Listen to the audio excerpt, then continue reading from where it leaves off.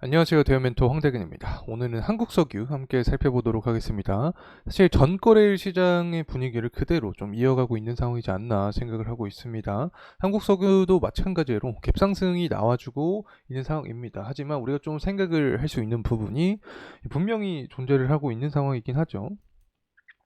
사실 아까까지 제가 살펴봤을 때는 이 한국서가 갭상승하고 나서 매도 물량이 좀 나와주었던 상황이었습니다. 하지만 한 시간이 한 20분 지났나 10분 지났나 굉장히 짧은 기간 안에 이 물량 자체가 거래량을 봤을 때 매집에 대한 의지로 좀 바뀌고 있는 상황이다. 이렇게 설명을 좀 드리고 싶습니다. 그래서 외국인의 매도 물량이 소폭 나와주고 있는 상황이긴 하지만 전반적인 거래량 측면으로 봤을 때 아직까지 매집에 대한 의지가 조금 더 강한 상황이다. 그래서 갭상승 이후에 다시 한번 상승 탄력을 보여주고 있는 현재 구간이다라는 점 말씀을 드립니다.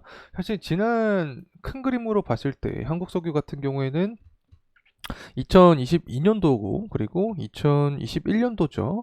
이 당시에 고가들이 분명히 존재를 합니다. 그래서 넘어야 되는 물량이 아직까지 남아있는 상황이긴 하다. 그래서 앞으로 유가적인 방향성에 따라서 한국석유도 추가적인 주가 상승 모멘텀이 나와줄 수 있지 않을까 생각을 하고 있습니다. 사실 현재 흐름을 봤을 때 유가는 하락을 하는데 석유 테마가 형성이 되면서 국내 증시의 석유 관련된 종목들이 상승을 하고 있는 상황이기 때문에 유가만 만약에 상승세로 전환이 된다라고 하면 이 석유 관련된 종목들은 더욱더 상승 탄력을 받아주면서 지난 2020년도에 형성했던 이 고가 부분을 돌파를 해주는지 여부를 우리가 좀 포인트로 봐야 되지 않을까 생각을 하고 있습니다. 그래서 어쨌든 금일 역시 이 석유 관련된 이야기를 좀 진행을 하려고 합니다. 일단은 석유 매장이 될 수 있다라는 이슈를 통해서 주가가 상승하는 건데 리스크가 있는 모멘텀이다라고 강조를 드렸습니다. 때문에 이 단기적으로 윗꼬리도 출현을 해주고 외국인의 매도세도 좀 나와주고 있는 상황이 되지 않나 생각하고 있습니다. 결국의 핵심은 유가의 상승과 함께 한국석유 주가도 상승을 하는 거기 때문에 유가가 상승세로 전환을 해야 한국석유도 조금 더 건전한 상승에 대한 부분을 출현이 가능하지 않을까 생각하고 있습니다. 그래서 현재 글로벌 유가를 봤을 때 수요 부진은 지속이 되고 있는 상황입니다. 그래서 원유 재고가 굉장히 좀 중요한 상황인데 이 관련된 부분 해석을 해보면서 중장기적인 방향성은 어떻게 흘러갈지까지 이야기해보는 시간 갖도록 하겠습니다. 구독과 좋아요 부탁드리고 그러면 영상도 끝까지 시청해주시면 감사하겠습니다. 계속해서 원유 관련된 종목을 분석을 하고 있는 상황이라 비슷한 내용입니다. 일단은 시추를 하겠다라는 이야기를 해주고 있는데 시추 성공 가능성이 20%다. 저는 개인적으로 확률이 꽤 높다고 보고 있습니다.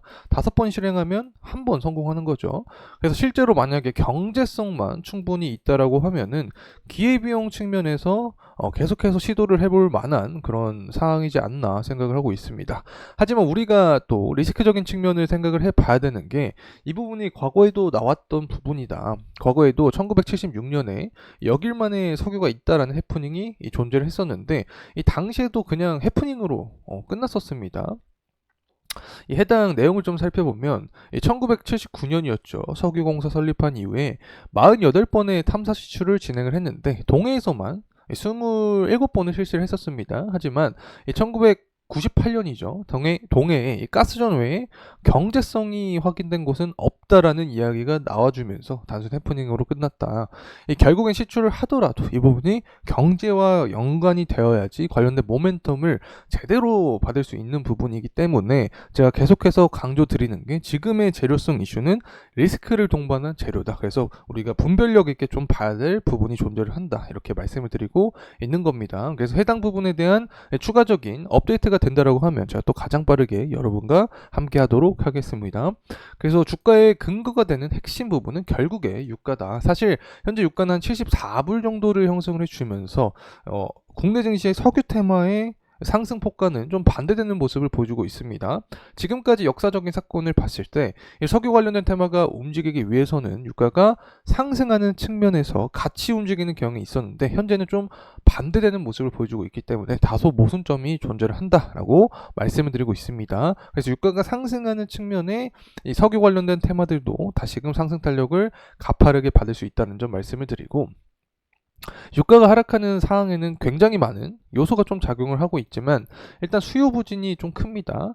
이 각종 지표를 보더라도 좀 현재 경제 상황이 좋지 못한 지표에 대한 부분이 나와주고 있기 때문에 수요가 부진할 것이다라는 우려감이 좀 시장의 지배적인 거죠. 때문에 오펙이 자발적인 감산을 하더라도 이 수요 부진에 대한 우려감을 돌파를 해주지 못하는 모습을 보여주고 있다. 심지어 오펙 같은 경우에는 원유 관련된 지위가 굉장히 많이 떨어진 상황입니다. 현재 미국이 최대 생산 국가죠. 때문에 미국의 원유 재고량이 오펙의 감산보다도 더욱더 강한 영향을 미칠 수밖에 없는 상황이다라는 점 말씀을 드립니다.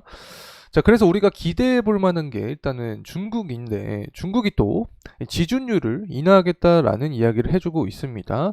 최근에 5월 31일에 제조업 지표가 좋지 않았죠. 그래서 이 지준율을 인하를 해주면서 유동성을 공급해주고 경제가 좀 활기를 띠는 모습을 보여주면 이 다음에 중국 제조업 지표가 잘 나와주는 모습을 통해서 원유에 대한 수요 부진 우려가 다소 리스크가 오프될 수 있겠구나. 그렇게 되면 유가 상승 탄력을 받을 수 있게 되는 겁니다. 그리고 미국도 사실은 비슷한 맥락이 보여주고 있습니다.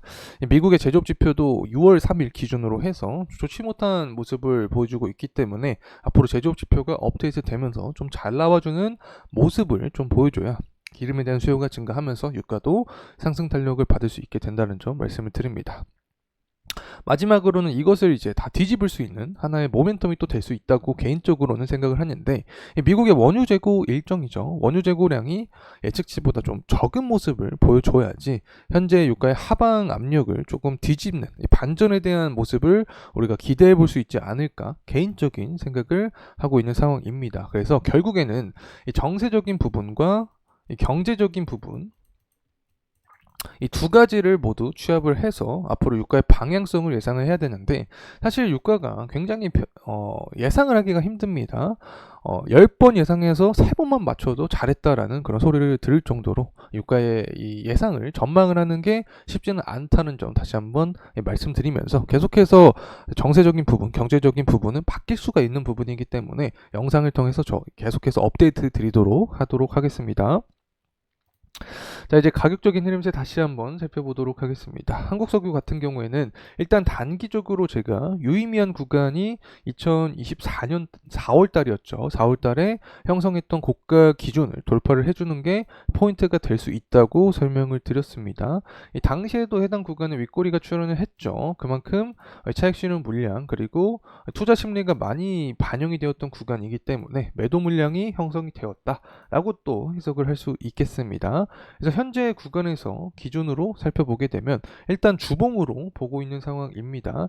자, 유의미한 구간이 존재했었죠. 5일선과 11선 구간을 좀 강하게 돌파를 해주는 모습을 보여주고 있는 상황입니다. 그래서 이제 구간에서는 단기적으로 22년 3월 7월에 기록을 했던 단기 고점 구간이 존재합니다. 이 고점 구간, 그래서 3월 7일 구간을 돌파를 해주는 모습을 보여줘야 직전 21년도 4월 19일 날 기록을 했던 최고가 구간을 우리가 좀 상방으로 생각을 해볼 수 있지 않을까 보고 있습니다. 이러한 주가 상승 모멘텀에는 이제 국내 시추 관련된 이 모멘텀도 분명히 존재를 하겠지만 결국에 유가가 상승해주는 흐름세를 보여줘야 더욱더 강력한 모멘텀을 받을 수 있다는 점 다시 한번 말씀드립니다. 자, 이상으로 한국석유에 대한 영상 마무리하도록 하겠습니다. 감사합니다.